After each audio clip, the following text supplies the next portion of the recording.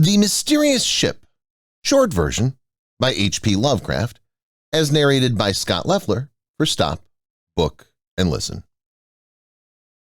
Chapter 1. In the spring of 1847, the little village of Ruralville was thrown into a state of excitement by the arrival of a strange brig in the harbor. It carried no flag, and everything about it was such as would excite suspicion. It had no name. Its captain was named Manuel Ruello.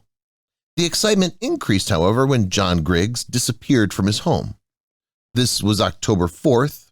On October 5th, the brig was gone. Chapter 2. The brig, in leaving, was met by a U.S. frigate, and a sharp fight ensued. When over, they missed a man named Henry Johns. Chapter 3.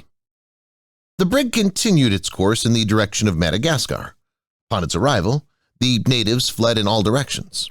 When they came together on the other side of the island, one was missing. His name was Dahabia. Chapter 4.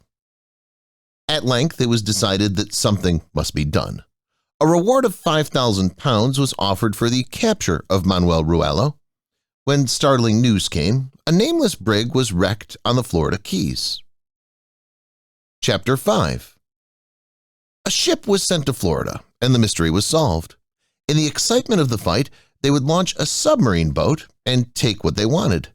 There it lay, tranquilly rocking on the waters of the Atlantic, when someone called out, "John Brown has disappeared."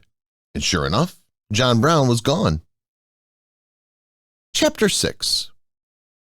The finding of the submarine boat and the disappearance of John Brown caused renewed excitement amongst the people when a new discovery was made. In transcribing this discovery, it's necessary to relate a geographical fact. At the North Pole, there exists a vast continent composed of volcanic soil, a portion of which is open to explorers. It's called No Man's Land. Chapter 7. In the extreme southern part of No Man's Land, there was found a hut and several other signs of human habitation. They promptly entered, and chained to the floor lay Griggs, Johns, and Dahabia. They, upon arriving in London, separated, Griggs going to Ruralville, Johns to the frigate, and Dahabia to Madagascar. Chapter 8. But the mystery of John Brown was still unsolved, so they kept strict watch over the port at No Man's Land.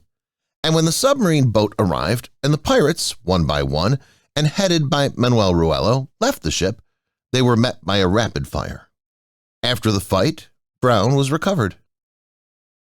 Chapter 9. Griggs was royally received at Ruralville, and a dinner was given in honor of Henry Johns. Dahabia was made king of Madagascar, and Brown was made captain of his ship. The end.